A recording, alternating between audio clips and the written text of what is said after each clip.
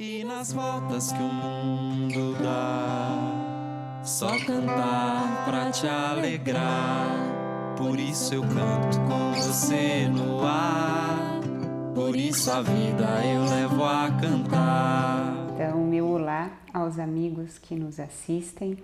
E eu estou aqui hoje para falar um pouquinho de forma muito informal com vocês sobre uma patologia ocular, que é o estrabismo, uma patologia muito importante, de diagnóstico muito importante, principalmente na infância. E eu gostaria de parabenizar a Televisão Alfa, e principalmente a produção do programa Ninho na TV, a Fabiana e toda a sua equipe, por essa oportunidade, por essa preocupação em estar levantando assuntos relacionados com a infância. Tem uma frase que eu guardo que eu acho muito importante que diz o seguinte, que a infância é o chão que pisamos a vida toda. E eu acho que é isso mesmo. Então, assim, são muitos problemas, que a gente percebe que na vida adulta eles se manifestam e eles começaram lá nos primeiros anos de vida, e tanto do ponto de vista emocional, como também do ponto de vista clínico e até o ocular. O estrabismo, que é essa patologia que eu vim falar para vocês, talvez seja a patologia infantil mais frequente, muito embora ela não seja tão frequente assim, tá? Mas ela tem uma incidência importante a ponto de levantar a nossa observação e eu estar aqui pronta para estar conversando um pouquinho com vocês e estar salientando alguns fatores que possam contribuir na percepção desse problema nos primeiros anos de vida. Como eu falei inicialmente, o estrabismo ele não é uma patologia somente da infância, ela pode aparecer na fase adulta, tá certo? Mas na infância ela tem uma importância maior, porque é na infância que a visão se desenvolve. E quando aparece o estrabismo, essa visão pode ficar prejudicada. E se ela ficar prejudicada nos primeiros anos de vida, isso será permanente. Primeiro seria, o que é um estrabismo? O estrabismo seria a condição onde os olhos não estão alinhados. Então, nós temos o olho direito e o olho esquerdo e eles devem, para um bom funcionamento visual, estarem alinhados.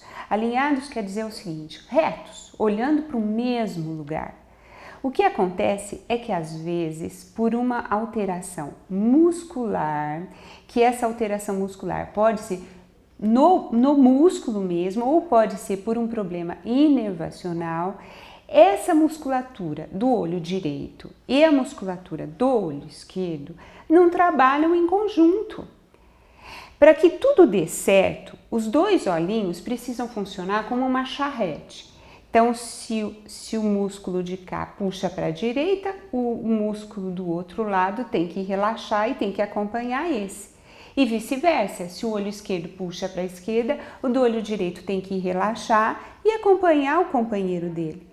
O que acontece é que, às vezes, esse sincronismo, esse companheirismo dos músculos do olho direito e do músculo do olho esquerdo não funciona bem. E aí o olhinho direito está olhando para um lugar e o olhinho esquerdo, por vida própria, está olhando para outro lugar. E isso é muito ruim, claro, porque vocês imaginem na fase adulta um olho olhando para um lugar e o outro para o outro. Claro que você imagina na hora que você vai ter uma visão dupla. E é isso mesmo que acontece na fase adulta. Quando você tem um estrabismo que aparece tardiamente, já na fase adulta, o paciente apresenta uma visão dupla, tá? Porém, na infância, veja, o cérebro da criança é um cérebro muito novo, muito imaturo. E aí o que acontece? Um olhinho olha para a direita, o olho olha para a esquerda, a visão seria dupla, mas o cérebro não é.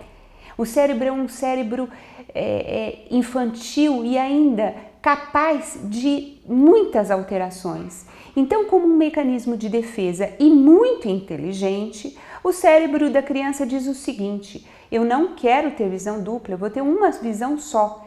E ele privilegia a visão do olho de um dos olhos, que seria o olhinho que está direcionado para onde ele quer olhar. E o outro olhinho, ele anula Então, como um mecanismo de defesa, o cérebro da criança anula a visão do olho que está torto. Consequentemente, essa visão não se desenvolve. E nós temos mais ou menos um prazo, não tão rigoroso assim, mas mais ou menos de 7 anos para que a visão se desenvolva de forma correta. Passado esse período, tá? Se você não estiver um estímulo visual adequado, a visão fica ruim, fica prejudicada e isso é permanente. Por isso eu canto com você no ar. Por isso a vida eu levo a cantar.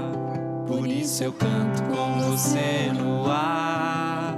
Por isso a vida eu levo a cantar.